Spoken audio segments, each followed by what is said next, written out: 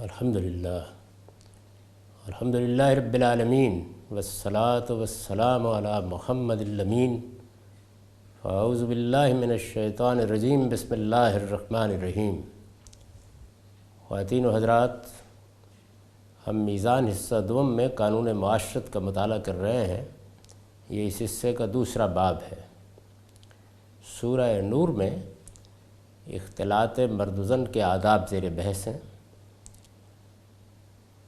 جو احکام دیے گئے ہیں، جو ہدایات فرمائی گئی ہیں، انہیں میں نے نکات میں مرتب کر دیا ہے۔ پہلے نقطے کی ہم نے تفہیم کر دی تھی، یعنی میں نے یہ بتانے کی کوشش کی کہ اللہ تعالیٰ نے گھروں میں جانے کے لیے کس طرح ہمیں پابند کیا ہے کہ ہم تعارف کرائیں، سلام کریں، اجازت لیں، اس کے بعد گھروں میں داخل ہوں۔ دوسرا نقطہ یہ ہے کہ ان جگہوں کے لیے یہ پابندی البتہ ضروری نہیں ہے، یعنی دوسری بات جو سورہ نور کی ان آیات میں کہی گئی ہے وہ یہ ہے کہ ان جگہوں کے لیے یہ پابندی البتہ ضروری نہیں ہے جہاں لوگوں کے بیوی بچے نہ رہتے ہوں۔ اس سے خود واضح ہو گیا کہ اجازت لینے کی پابندی کیوں ہے۔ اب ان جگہوں سے کیا مراد ہے یہ میں آگے واضح کر رہا ہوں۔ ان جگہوں کے لیے یہ پابندی البتہ ضروری نہیں ہے جہاں لوگوں کے بیوی بچے نہ رہتے ہوں۔ قرآن نے اس کے لیے بیوتن غیر مسکونہ کے الفاظ استعمال کیے ہیں، یعنی ہوٹل، سرائے، مہمان خانے، دکانیں، دفاتر، مردانہ نشست گاہیں وغیرہ۔ جب انسان کسی گھر میں جاتا ہے جہاں عورتیں ہوں گی، بچے ہوں گے، گھر والے ہوں گے، تو وہاں تعارف کرانا بھی ضروری ہے، اجازت لینا بھی ضروری ہے۔ لیکن یہ چونکہ عام جانے کی جگہیں ہیں، جیسے ہم کہتے ہیں نا کہ یہ تو پبلک پلیسز ہیں، یعنی ایسی جگہیں جہاں لوگ جاتے ہی رہتے ہیں۔ ہوٹل ہے، سرائے ہے، تو وہاں تو مسافروں نے جانا ہی ہے، یا کوئی مردانہ نشست گاہ ہے جس میں لوگ جیسے حجروں میں جاتے ہیں، بیٹھتے ہیں۔ معلوم ہے کہ وہاں عورتوں کے ہونے کا یا بچوں کے ہونے کا کوئی امکان نہیں ہے، یا گھر والے وہاں نہیں بیٹھے ہوئے ہوں گے، تو اس میں اجازت لینے کی یہ پابندی نہیں ہے۔ ان میں اگر کسی منفعت اور ضرورت کا تقاضا ہو تو آدمی اجازت کے بغیر بھی جا سکتا ہے، یعنی اللہ تعالیٰ نے پابند نہیں کیا، لیکن اگر کسی جگہ کے آداب یہ مقرر کیے گئے ہیں کہ وہاں پر بھی آپ کو اجازت لینی چاہیے تو لینی چاہیے۔ اجازت لینے کی جو پابندی اوپر عائد کی گئی ہے وہ ان جگہوں سے متعلق نہیں ہے۔ اس سے یہ معلوم ہو گیا کہ یہاں میل ملاقات کے سارے ہی مقامات زیر بحث ہیں، یعنی صرف گھروں میں جانے کے آداب نہیں بتائے جا رہے۔ گھروں میں یا گھروں کے باہر ان جگہوں پر جہاں پر عورتیں بھی ہو سکتی ہیں، مرد بھی ہو سکتے ہیں، کام کی جگہیں ہیں، دفاتر ہیں، نشست گاہیں ہیں، سب جگہوں کا احاطہ کر لیا ہے۔ رہنے کے گھر اور وہ گھر جو رہنے کے نہیں ہیں، لیکن جو فرق کیا ہے وہ یہ ہے کہ رہنے کے گھروں میں جب جاؤ تو اجازت لو، گھر میں کوئی نہ ہو تو انتظار کرو اس کا کہ کوئی اجازت دینے والا اجازت دے تو اندر داخل ہوں گے، اور اگر یہ کہہ دیا جائے کہ واپس چلے جاؤ تو واپس چلے جاؤ، لیکن یہاں اس کی ضرورت نہیں ہے۔ تیسری بات یہ فرمائی ہے کہ دونوں ہی قسم کے مقامات پر اگر عورتیں موجود ہوں، یعنی یہاں عام طور پر نہیں ہوتی لیکن اگر ہوں، آپ کسی جگہ جا رہے ہیں، وہاں خواتین ہیں، کسی دفتر میں مرد بھی کام کرتے ہیں، عورتیں بھی کام کرتی ہیں، آج کل کے زمانے میں نشست گاہوں میں بھی ایسا ہی ہو سکتا ہے۔ دونوں ہی قسم کے مقامات پر اگر عورتیں موجود ہوں تو اللہ کا حکم ہے کہ مرد بھی اپنی نظریں بچا کر رکھیں اور عورتیں بھی نظریں بچا کر رکھیں۔ میں اس کی وضاحت کرتا ہوں۔ اس کے لیے اصل میں یغضوا من ابصارہم کے الفاظ آئے ہیں، یعنی قرآن مجید نے جو الفاظ استعمال کیے ہیں وہ یہ ہیں کہ یغضوا من ابصارہم، نگاہوں میں حیا ہو، اور مرد و عورت ایک دوسرے کے حسن و جمال سے آنکھیں سینکنے، خط و خال کا جائزہ لینے اور ایک دوسرے کو گھورنے سے پرہیز کریں تو اس حکم کا منشا یقیناً پورا ہو جاتا ہے۔ یعنی یہ جو الفاظ استعمال ہوئے ہیں، عام طور پر اس کا ترجمہ کیا جاتا ہے نگاہیں نیچی رکھیں، تو نگاہیں نیچی رکھ کے اگر آپ چل رہے ہوں یا بات کر رہے ہوں تو ممکن ہے کہ ٹھوکر کھا کے گر جائیں۔ نگاہیں نیچی رکھنے سے کیا مراد ہے؟ یعنی نگاہوں میں وہ چیز نہیں ہونی چاہیے جس کا میں نے یہاں تفصیل سے ذکر کر دیا، اس کی میں نے تفصیل کر دی ہے۔ نگاہوں میں حیا ہو اور مرد و عورت ایک دوسرے کے حسن و جمال سے آنکھیں سینکنے، خط و خال کا جائزہ لینے اور ایک دوسرے کو گھورنے سے پرہیز کریں۔ یعنی بس جیسے دیکھتا ہے آدمی ویسے دیکھے۔ جس طرح کہ ایک آدمی کی نگاہ اپنی بہن پر بھی اٹھتی ہے، اپنی ماں پر بھی اٹھتی ہے، اپنے قریبی اعزاء کی خواتین کو بھی انسان دیکھتا ہے، دیکھنا ممنوع نہیں ہے۔ یعنی وہ کیسا دیکھنا ہونا چاہیے، اس دیکھنے میں نگاہ بچا کر رکھی جائے۔ یہ جو ہے نگاہیں بچا کر رکھیں، تو یہ بالکل صحیح مفہوم ہے یغضوا من ابصارہم کا۔ دونوں ہی قسم کے مقامات پر اگر عورتیں موجود ہوں تو اللہ کا حکم ہے کہ مرد بھی اپنی نظریں بچا کر رکھیں اور عورتیں بھی۔ اس کے لیے اصل میں یغضوا من ابصارہم کے الفاظ آئے ہیں۔ نگاہوں میں حیا ہو اور مرد و عورت ایک دوسرے کے حسن و جمال سے آنکھیں سینکنے، خط و خال کا جائزہ لینے اور ایک دوسرے کو گھورنے سے پرہیز کریں، تو اس حکم کا منشا یقیناً پورا ہو جاتا ہے۔ اس لیے کہ اس سے مقصود نہ دیکھنا یا ہر وقت نیچے ہی دیکھتے رہنا نہیں ہے، یہ ان الفاظ کا مطلب نہیں ہے۔ اپنی نگاہوں میں کچھ پستی رکھیں، اپنی نگاہوں کو بچا کر رکھیں۔ نگاہیں وہ ہوں جو عام طور پر دیکھنے کے لیے ہوتی ہیں، نہ کہ حسن و جمال سے آنکھیں سینکنے کے لیے ہوتی ہیں، خط و خال کا جائزہ لینے کے لیے ہوتی ہیں، جس میں کچھ بے حیائی کا سا انداز آ جاتا ہے۔ یعنی وہ نگاہیں جس طرح کہ ہم ایک دوسرے کو عام حالات میں دیکھتے ہیں، وہ نگاہیں مراد نہیں ہیں، تو نگاہیں بچا کر رکھیں۔ اس لیے کہ اس سے مقصود نہ دیکھنا، یعنی یہ نہیں اللہ تعالیٰ کہہ رہے کہ تم دیکھو گے نہیں، اور یہ بھی نہیں کہہ رہے کہ ہر وقت پاؤں ہی پر نگاہیں گاڑے رکھو گے، نیچے ہی دیکھتے رہو گے، کیونکہ اس کے نتیجے میں تو مکالمہ ہی نہیں ہو سکتا۔ دفتروں میں کام کرنا ہے، پڑھنا پڑھانا ہے، درسگاہوں میں جانا ہے، استاد نے شاگردوں کے ساتھ بات کرنی ہے، شاگردوں نے استاد کے ساتھ بات کرنی ہے، تو اس سے مقصود کیا ہے؟ یغضوا من ابصارہم سے اس سے جو مقصود ہے وہ سمجھ لیجئے کہ اس سے مقصود نہ دیکھنا یا ہر وقت نیچے ہی دیکھتے رہنا نہیں ہے، بلکہ نگاہ بھر کر نہ دیکھنا اور نگاہوں کو دیکھنے کے لیے بالکل آزاد نہ چھوڑ دینا ہے۔ یعنی یہ مطلب ہے اس کا کہ نگاہ بھر کر نہ دیکھا جائے، نگاہ میں کوئی خرابی نہ ہو، نگاہ بس ایک سادہ نگاہ ہو۔ نگاہ میں بہت فرق ہوتا ہے، اور نگاہ کے بارے میں اقبال نے غلط نہیں کہا کہ فقط نگاہ سے ہوتا ہے فیصلہ دل کا۔ تو آدمی کو دیکھنا چاہیے کہ اس کے باطن کی نگاہ کیسی ہے۔ اگر باطن کی نگاہ میں کوئی آلودگی نہیں ہے تو پھر یہ محض دیکھنے والی نگاہ ہوگی، اور اگر وہاں آلودگی ہے تو پھر آدمی کو فوراً روکنا چاہیے اور اپنی نظریں ہٹا لینی چاہیے۔ بلکہ نگاہ بھر کر نہ دیکھنا اور نگاہوں کو دیکھنے کے لیے بالکل آزاد نہ چھوڑ دینا ہے۔ اس طرح کا پہرا اگر نگاہوں پر نہ بٹھایا جائے، اس طرح کا پہرا، یعنی مجھے کسی خاتون سے بات کرنی ہے تو بس نگاہ تو اٹھے گی، چہرے پر بھی اٹھے گی، دیکھوں گا۔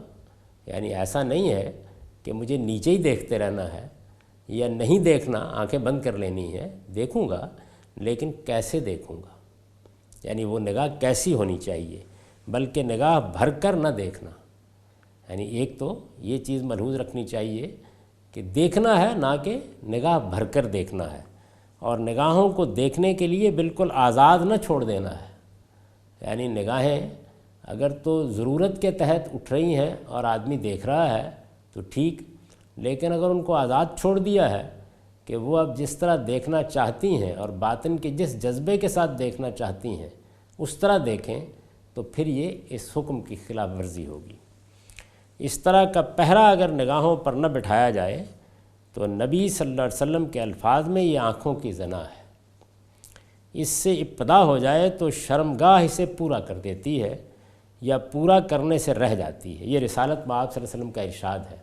یعنی آپ نے فرمایا ہے کہ جب اس طرح کی نگاہ ڈالتے ہو جو خط و خال کا جائزہ لینا شروع کر دیتی ہے، جس میں حسن و جمال کے زاویے آدمی متعین کر رہا ہوتا ہے، تو پھر اس کا مطلب یہ ہے کہ زنا کی ابتدا ہو گئی۔ تو دیکھیے کیسی بلیغ بات فرمائی ہے کہ پھر شرمگاہ یا تصدیق کرے گی یا تکذیب کرے گی۔ یہ چونکہ سد ذریعہ کے احکام ہے۔ سد ذریعہ کے احکام سے کیا مراد ہوتی ہے، میں کئی مرتبہ واضح کر چکا ہوں۔ اس کا مطلب یہ ہوتا ہے کہ وہ چیز اصلاً ممنوع نہیں ہے جس سے روکا جا رہا ہے۔ اصلاً کیا ممنوع ہے؟ وہ زنا ہے، بدکاری ہے۔ اب اس تک جانے کے راستے بند کرنے ہیں۔ سد ذریعہ یعنی وہ چیزیں جو ایک برائی تک لے جانے کا باعث بن جاتی ہیں، ان کو روکنا ہے۔ ان کو روکنے کے لیے جو احکام دیے جاتے ہیں، بندہ مومن کو چاہیے کہ وہ ان کی پیروی کرے، ان احکام کی پابندی کرے۔ اگر وہ ان کی خلاف ورزی کرے گا تو پھر کیا ہوگا؟ پھر دو نتیجے نکلیں گے۔ ایک نتیجہ یہ ہو سکتا ہے کہ خلاف ورزی تو کی، لیکن جب معاملہ وہاں پہنچ گیا جہاں تک پہنچنے سے روکنے کے لیے کہا گیا تھا، تو خدا یاد آ گیا۔ یعنی اس موقع پر آدمی اٹھ کھڑا ہوا اور اس نے کہا کہ میرا پروردگار مجھے دیکھ رہا ہے اور اس نے اس سے منع کر رکھا ہوا ہے۔ اگر یہ بات ہو گئی تو فرمایا کہ پھر سد ذریعہ کے احکام کی جو خلاف ورزی ہوئی وہ بھی معاف ہو جائے گی۔ اسی کو بیان کیا قرآن مجید نے کہ جو لوگ الذین یجتنبون کبائر الاسم والفواحش تو نکفر عنہم سیئاتہم، اس طرح کی پھر کوتاہیاں ہم معاف کر دیتے ہیں۔ اور دوسرا نتیجہ کیا نکل سکتا ہے؟ وہ یہ کہ پہلے ان احکام کی خلاف ورزی کی اور پھر جس مقصد کے لیے یہ احکام دیے گئے ہیں وہاں تک پہنچ گئے اور وہ گناہ کر بیٹھے جس سے اللہ نے اصلاً روکنا چاہا ہے۔ تو فرمایا کہ پھر صرف اسی کا عذاب نہیں ہوگا، اسی کی سزا نہیں ہوگی، بلکہ ان تمام احکام کی خلاف ورزی پر بھی آدمی ماخوذ ہو جائے گا۔ تو یہی بات یہاں کہی ہے۔ اس سے ابتدا ہو جائے تو شرمگاہ اسے پورا کر دیتی ہے یا پورا کرنے سے رہ جاتی ہے، یعنی یا ایک نتیجہ نکلتا ہے یا دوسرا۔ چنانچہ یہی نگاہ ہے جس کے بارے میں رسول اللہ صلی اللہ علیہ وسلم نے لوگوں کو نصیحت فرمائی ہے کہ اسے فوراً پھیر لینا چاہیے۔ یعنی جب نگاہ اس طرح بہک رہی ہو، جب اس طرح آلودہ ہو رہی ہو، جب باطن میں غلط خیالات پیدا ہونا شروع ہو جائیں، جب نگاہ محض دیکھنے والی نگاہ نہ رہے جو ضرورت کے تحت اٹھتی ہے، تو پھر نگاہ کو پھیر لینا چاہیے۔ جریر بن عبداللہ کہتے ہیں کہ میں نے حضور سے پوچھا اس طرح کی نگاہ اچانک پڑ جائے تو کیا کروں؟ فرمایا فوراً نگاہ پھیر لو یا نیچی کر لو۔ یعنی یہ رسالت میں آپ نے تدبیر بتائی۔ جیسے کہ یہ بتایا گیا نا کہ غصہ آ جائے تو آدمی کو بیٹھ جانا چاہیے، کھڑا ہو تو بیٹھ جانا چاہیے یا پانی پینا چاہیے۔ بالکل اسی طریقے سے اس موقع کے اوپر پھر جو عام دیکھنے والی نگاہ ہے اس کو بھی بند کر لینا چاہیے، تو یہ ایک طرح کی حفاظت ہو جائے گی۔ حجۃ الوداع کا قصہ ہے کہ قبیلہ خصم کی ایک عورت حضور صلی اللہ علیہ وسلم کو راستے میں روک کر مسئلہ پوچھنے لگی، تو فضل بن عباس نے اس پر نگاہیں گاڑ دیں۔ اب یہ دیکھیے یہاں کیا ہے، نگاہیں گاڑ دیں۔ یہ نگاہیں اب محض دیکھنے کی نگاہیں نہیں ہیں۔ یہ روایت میں آتا ہے کہ عورت غیر معمولی طور پر خوبصورت تھی، نگاہیں گاڑ دیں۔ آپ نے دیکھا تو ان کا منہ پکڑ کر دوسری طرف کر دیا، یعنی بڑی محبت کے ساتھ آپ نے ان کا رخ پھیر دیا۔ اس سے یہ تعلیم دی کہ یہ کام جو میں نے اب کیا ہے، اگر باطن میں آلودگی ہو اور یہ صورت پیدا ہو جائے، نوجوان تھے ابھی، تو پھر آدمی کو خود بھی یہی کرنا چاہیے۔ غض بصر کی یہ نوعیت ہے، جو کہا جاتا ہے نا غض بصر سے کام لیا جائے، نگاہیں نیچی رکھی جائیں۔ یہ آداب میں سے ایک ادب ہے جو اللہ تعالیٰ نے ہم کو سکھایا ہے۔ اس کی میں نے وضاحت کی ہے کہ اس کا مطلب کیا ہے۔ عام طور پر نوجوان جب دینی تعلیمات سیکھتے ہیں اور دین پر عمل کرنا چاہتے ہیں تو اپنے آپ کو بڑی مشکلات میں مبتلا کر لیتے ہیں۔ قدیم زمانے میں تو اتنی ضرورت نہیں پڑتی تھی اختلاط کی، لیکن موجودہ زمانے میں پڑھنا بھی ہے، درس گاہوں میں بھی جانا ہے، بچیاں بھی ہوتی ہیں، بچے بھی ہوتے ہیں، نوجوان لڑکے ہیں، لڑکیاں ہیں، بالعموم مخلوط تعلیمی ہوتی ہے، ملنا بھی ہوتا ہے، بات بھی کرنی ہوتی ہے۔ ایک ہی جگہ پڑھ رہے ہیں تو تبادلہ خیالات کی نوبت بھی آ جاتی ہے۔ اسی طرح جو لوگ دفتروں میں کام کرتے ہیں ان کو بھی ملنا ہوتا ہے، بات کرنی ہوتی ہے، تو بہت زیادہ مواقع پیدا ہو گئے ہیں ہمارے تمدن میں، اس میں خاص طور پر اس کی احتیاط کرنی چاہیے، اور یہ بھی سمجھ لینا چاہیے کہ اصل میں حکم کا منشا کیا ہے۔ یعنی یہ نہیں ہے کہ آپ بالکل اپنے آپ کو مزے کا بنا لیں اور ہر وقت پاؤں پر نگاہیں رکھ کے بات کرتے رہیں، نہیں، آپ دیکھیں، دیکھنا ممنوع نہیں ہے، نگاہ بھر کے نہیں دیکھنا چاہیے، نگاہیں گاڑ نہیں دینی چاہیے، نگاہوں کو دیکھنے کے لیے بالکل آزاد نہیں چھوڑ دینا چاہیے، نگاہیں خط و خال کا جائزہ لینے والی نہیں ہونی چاہیے، بس وہ دیکھنے والی ہونی چاہیے۔ اس کے بعد چوتھی بات یہ فرمائیے، چوتھا نقطہ یہ ہے، اس طرح کے موقعوں پر، یعنی پہلی بات کیا تھی کہ غض بصر سے کام لیا جائے، اس سے پہلے جو بات فرمائی، ویسے تو یہ تیسری بات تھی، اس طرح کے موقعوں پر شرمگاہوں کی حفاظت کی جائے۔ مدعا یہ ہے کہ نہ ان کے اندر دوسروں کے لیے کوئی میلان ہو اور نہ وہ ان کے سامنے کھولی جائے۔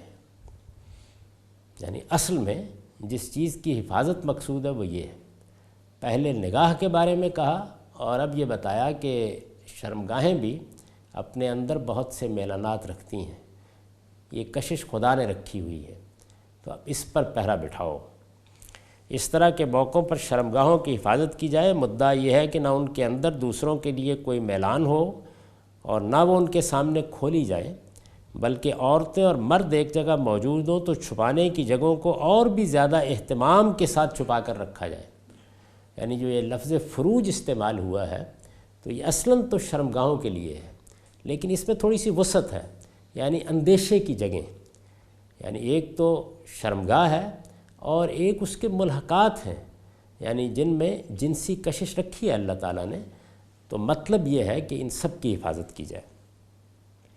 اس طرح کے موقعوں پر شرمگاہوں کی حفاظت کی جائے۔ مدعا یہ ہے کہ نہ ان کے اندر دوسروں کے لیے کوئی میلان ہو اور نہ وہ ان کے سامنے کھولی جائیں، بلکہ عورتیں اور مرد ایک جگہ موجود ہوں تو چھپانے کی جگہوں کو اور بھی زیادہ اہتمام کے ساتھ چھپا کر رکھا جائے۔ اس میں ظاہر ہے کہ بڑا دخل اس چیز کو ہے کہ لباس با کرینہ ہو، یعنی اگر آپ نے دفتر میں جانا ہے جہاں خواتین بھی ہوں گی، آپ نے کسی نشستگاہ میں جانا ہے جہاں عورتیں بھی ہوں گی، یا طالب علم پڑھنے کے لیے جاتے ہیں تو ایک مسلمان مرد اور مسلمان عورت کو با کرینہ لباس پہننا چاہیے، کیونکہ ہمیں اندیشے کی جگہوں کی حفاظت کی تاکید کی گئی ہے۔ قرآن مجید کے الفاظ بڑے بلیغ الفاظ ہیں۔ بہت سے لوگ یہ کہتے ہیں کہ کیا پھر آدمی کو بس شرمگاہیں ڈھانپنی چاہیے؟ نہیں، شرمگاہیں ڈھانپنے کے لیے نہیں کہا، شرمگاہوں کی حفاظت کے لیے کہا ہے۔ اور حفاظت کا مطلب کیا ہے؟ مطلب یہ ہے کہ وہ تمام چیزیں آدمی کی نگاہ میں رہیں جو شرمگاہ کو غیر محفوظ کر دینے والی ہیں۔ تو ایک تو آخری چیز ہے کہ بدکاری کا ارتکاب ہو گیا، زنا کا ارتکاب ہو گیا، لیکن لفظ ایسا استعمال کیا ہے کہ آدمی گویا نگران رہے کہ شرمگاہوں کے معاملے میں مجھے کیا رویہ اختیار کرنا ہے۔ تو شرمگاہوں کے جس طرح میں نے عرض کیا کہ ملحقات بھی ہیں، اور ہر آدمی اپنے ضمیر میں یہ جانتا ہے کہ اس کو کس طریقے سے اپنی شرمگاہ کی حفاظت کرنی ہے، یعنی اس کے اوپر اس چیز کو واضح ہونا چاہیے کہ زنا ایک بدترین جرم ہے، اس کا ارتکاب نہیں ہونا، یہ بڑے گناہوں میں سے ہے، یہ اکبر الکبائر ہے۔ 3 بڑے گناہ جو اللہ تعالیٰ نے فرمایا ہے جن کے اوپر ابدی جہنم کی وعید سنا دی ہے، ان میں ایک شرک ہے، دوسرے قتل ہے اور تیسرے زنا ہے۔ تو اس وجہ سے اس سے بچنا ہے، شرمگاہوں کی حفاظت کرنی ہے، گویا مطلب یہ ہے کہ آخری معاملے سے بھی بچنا ہے اور اس کے مقدمات کے بھی قریب نہیں جانا۔ اسی کو دوسری جگہ بیان کیا، لا تقربوا الزنا، اس کے قریب بھی نہ جاؤ۔ تو یہ قریب بھی نہ جاؤ ہی کا مفہوم ہے جو دوسری جگہ شرمگاہوں کی حفاظت سے ادا کیا ہے۔ حفاظت میں محض اتنا شامل نہیں ہے کہ بدکاری کا ارتکاب نہیں ہوا، بلکہ اس کو اندیشے کی ایک جگہ سمجھ کر، اس کے ملحقات کو اندیشے کی جگہ سمجھ کر اب آدمی نے چھپانا بھی ہے، محفوظ بھی رکھنا ہے، باطن میں بھی کوئی چیز نہیں پیدا ہونے دینی اور ظاہر میں بھی احتیاط کرنی ہے۔ اس میں ظاہر ہے کہ بڑا دخل اس چیز کو ہے کہ لباس با کرینہ ہو، عورتیں اور مرد دونوں ایسا لباس پہنیں جو زینت کے ساتھ صنفی اعضاء کو بھی پوری طرح چھپانے والا ہو۔ اور پھر میں یہ عرض کر دوں کہ صنفی اعضاء میں صنفی اعضاء کا ایک مدعا ہے، وہ ہر شخص سمجھتا ہے، اس میں ملحقات بھی شامل ہیں جن کے اندر اسی نوعیت کی کشش اللہ تعالیٰ نے رکھ دی ہے۔ پھر ملاقات کے موقع پر اس بات کا خیال رکھا جائے کہ اٹھنے بیٹھنے میں کوئی شخص برہنہ نہ ہونے پائے۔ شرم گاہوں کی حفاظت سے یہاں قرآن کا مقصود یہی ہے۔ وہ چاہتا ہے کہ مسلمانوں کی معاشرت میں غض بصر کے ساتھ یہ چیز بھی پوری طرح ملحوظ رکھی جائے، یعنی جس طرح نگاہوں کے معاملے میں احتیاط کرنی ہے، اسی طرح شرمگاہوں کے معاملے میں بھی آخری درجے کی احتیاط کرنی ہے۔ اصل میں تو ظاہر ہے کہ مدعا یہی ہے کہ معاملہ زنا یا بدکاری تک نہ پہنچے، لیکن لفظ ایسا استعمال کیا ہے کہ گویا ایک حصار قائم کر دو، ایک دیوار کھینچ دو، ایک فصیل بنا لو تاکہ کوئی اس میں داخل نہ ہو۔ اس کے بعد 5واں نقطہ ہے عورتوں کے لیے، یعنی جو باتیں کہی گئی ہیں یہ میں ان کا خلاصہ کر رہا ہوں، ان کی توضیح کر رہا ہوں۔ تو 5ویں بات قرآن مجید نے سورہ نور کی ان آیات میں یہ کہی ہے، عورتوں کے لیے بالخصوص ضروری ہے کہ وہ زیب و زینت کی کوئی چیز، اس سے پہلے جو احکام دیے گئے یا جو آداب بتائے گئے ہیں وہ مردوں کے لیے بھی ہیں، عورتوں کے لیے بھی ہیں۔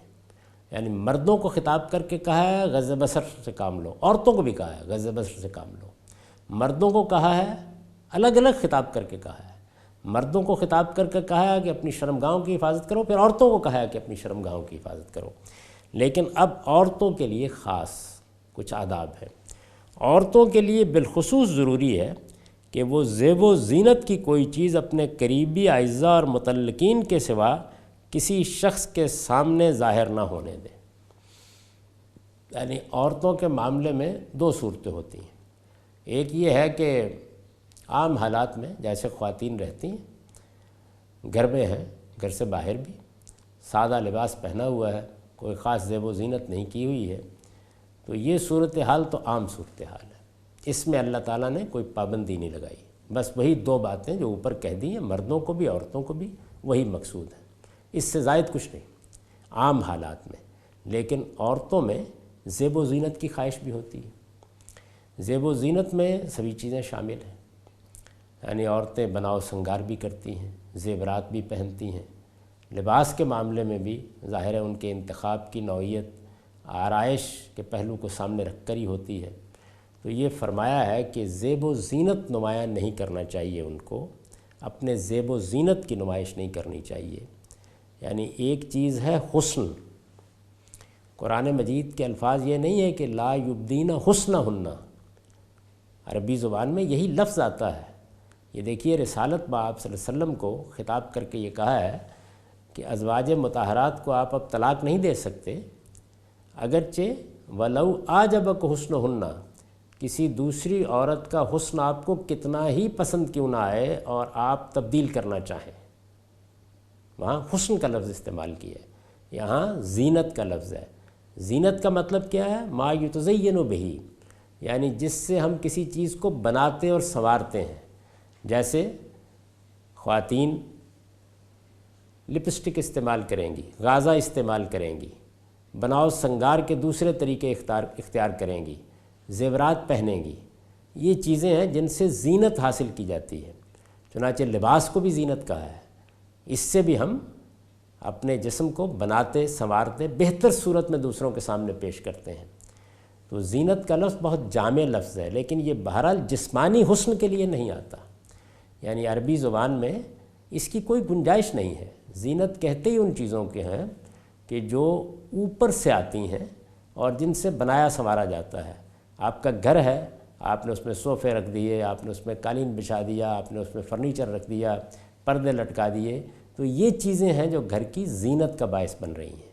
اسی طرح کلام ہے، آواز ہے، یہ تو قدرت کا عطیہ ہے، لیکن اس کے ساتھ آلات موسیقی ہیں جو اس میں مزید زینت پیدا کر دیتے ہیں۔ تو زینت ایک بڑی جامع تعبیر ہے، یعنی ہر وہ چیز جس سے کسی کو آپ بناتے سنوارتے مزید زیبا بناتے ہیں۔ یہ بڑی بڑی عمارتیں، یہ سڑکیں، یہ باغات، یہ کیا ہے؟ یہ شہروں کی زینت ہے۔ یعنی ایک تو قدرت کا حسن ہے جو اس نے فراہم کر دیا، پھر اس کے بعد انسان بھی بہتر کرتا ہے۔ تو زینت زیر بحث ہے، پہلی بات یہ سمجھ لینی چاہیے۔ عورتوں کے لیے بالخصوص ضروری ہے کہ وہ زیب و زینت کی کوئی چیز اپنے قریبی اعزاء اور متعلقین کے سوا کسی شخص کے سامنے ظاہر نہ ہونے دیں۔ یعنی دونوں حالتوں میں سے ایک حالت کو لے لیا، پہلی حالت زیر بحث نہیں ہے، یعنی عورتیں سادہ لباس میں ہیں، کوئی زیب و زینت نہیں کی ہوئی ہے، ہاتھ منہ دھویا ہے، کپڑے پہنے ہیں اور بس گھر میں ہیں یا باہر ہیں یا دفتر میں ہیں، جس طرح کہ عام طور پر مغربی معاشرے میں خواتین ہوتی ہیں۔ تو اگر مہذب لباس پہنا ہوا ہے، شائستہ لباس ہے، باکرینہ لباس ہے، تو پھر کچھ نہیں کہا اللہ تعالیٰ نے، وہی اوپر کی باتیں ہیں جو فرما دی ہیں۔ یہ بات اچھی طرح سمجھ لیجئے، ہمارے ہاں جب آپ تفسیروں کو پڑھیں گے یا مفسرین کو دیکھیں گے یا جو لوگ ان احکام کو بیان کرتے ہیں ان کو دیکھیں گے، تو وہ کیا کرتے ہیں، ان کے ذہن میں پہلے سے ایک تصور ہے جس میں خاتون نے پردہ کیا ہوا ہے، برقع پہنا ہوا ہے، گھونگھٹ نکالا ہوا ہے، وہ پہلے تصور کر لیتے ہیں کہ یہ تو ہے ہی، اس کے بعد قرآن کو پڑھتے ہیں۔ اپنے ذہن کو خالی کر کے قرآن مجید کو پڑھیے، پھر کوئی ابہام نہیں ہوگا۔ تو ہم نے کہاں سے بات شروع کی کہ اجازت لے کے آئیے، گھر والے اجازت دیں تو اندر داخل ہوں، ہوٹلوں میں، سرایوں میں، مردانہ نشستگاہوں میں اس کی ضرورت نہیں ہے، اور جب عورتیں ہوں وہ گھروں میں ہوں، وہ ان جگہوں پر ہوں، تو پہلی چیز کیا، مرد بھی غض بصر کریں، عورتیں بھی غض بصر کریں، مرد بھی اپنی شرمگاہوں کی حفاظت کریں، عورتیں بھی اپنی شرمگاہوں کی حفاظت کریں، یہ تو ہر حال میں ضروری ہے۔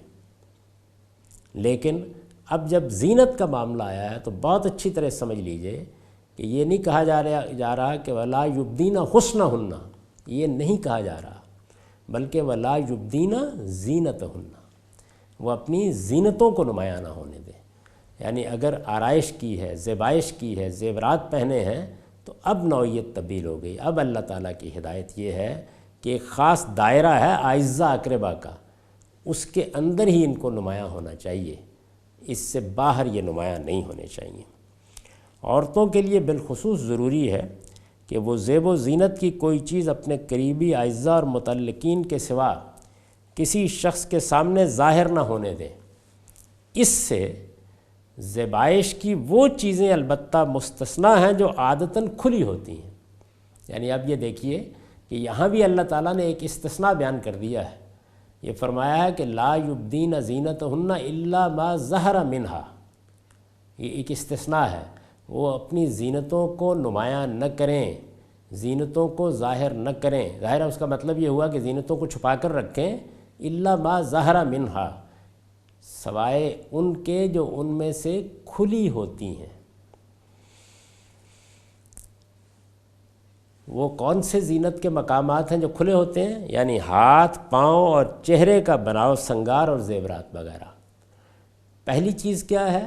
پہلی چیز یہ ہے کہ کوئی زیب و زینت نہیں کی ہوئی، کوئی بناؤ سنگار نہیں کیا ہوا، جیسے کہ ہم آپ ہوتے ہیں ویسے ہی ہیں، سادہ لباس پہنا ہوا ہے، گھر میں ہے یا باہر ہے، اس کے بارے میں کوئی بات اللہ تعالیٰ نے نہیں فرمائی۔ یعنی اس طرح کی صورتحال میں وہی دو باتیں ہیں جو مردوں اور عورتوں کو کہی ہیں، لیکن اگر زیب و زینت ہے تو اس کو نمایاں نہ کریں، اور اس میں بھی یہ استثناء بیان کر دیا ہے کہ الا ما ظہر منہا، اس سے زیبائش کی وہ چیزیں البتہ مستثنیٰ ہے جو عادتاً کھلی ہوتی ہیں، یعنی ہاتھ، پاؤں اور چہرے کا بناؤ سنگار اور زیورات وغیرہ۔ عادتاً کھلی ہوتی ہیں یعنی کوئی باہر کا حکم آئے، کوئی خصوصی صورتحال ہو تو پھر ہی ان کو ڈھانپا جائے گا۔ یعنی میں لباس پہنوں گا، اچھے سے اچھا لباس پہنوں گا، لیکن اگر کوئی غیر معمولی صورتحال نہیں ہے کہ دستانے پہنے پڑ گئے تو ہاتھ کھلے ہی ہوں گے۔ اگر کسی موقع کے اوپر ایسی شدید سردی نہیں ہے کہ جس میں چہرہ بھی ڈھانپنا پڑ گیا، ورنہ چہرہ کھلا ہی ہوگا۔ اسی طرح کا معاملہ پاؤں کا ہے، تو ہاتھ، پاؤں، چہرہ یہ عادتاً کھلے ہوتے ہیں، الا ما ظاہر منہا سے مراد یہ ہے۔ یہاں بہت سی بحثیں ہیں جن کو ذرا تقابل میں دیکھنے کی ضرورت ہے، ان پر ہم اگلی نشست میں گفتگو کریں گے۔ اقول قولی ھذا واستغفر اللہ لی ولکم ولسائر المسلمین۔